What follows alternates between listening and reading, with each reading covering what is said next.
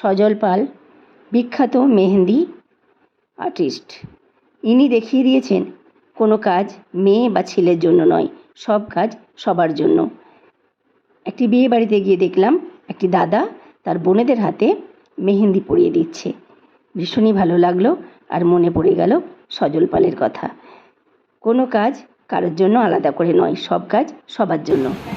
দাদা হচ্ছে না ওটা? হ্যাঁ, আমার মামা। নিশারও তো দাদা হচ্ছে। হ্যাঁ, ওরও দাদা হচ্ছে। ওর কাকার? ওটা ওর কাকা না, ওরা তো মামা। না না, ওটা এটা ওই আমার কাকা মেয়ে। এটা নিশা নয়?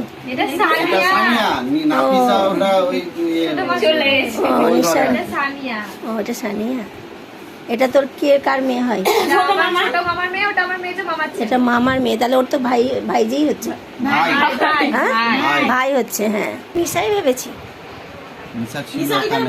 হ্যাঁ, ওই জন্যেই নিশা বসেছিল, তাই জন্যে। দেখো কি সুন্দর এঁকে দিচ্ছে দাদা, কি সুন্দর বোনের হাতে মেহেন্দি এঁকে দিচ্ছে। দেখি হাতটা সোজা করো।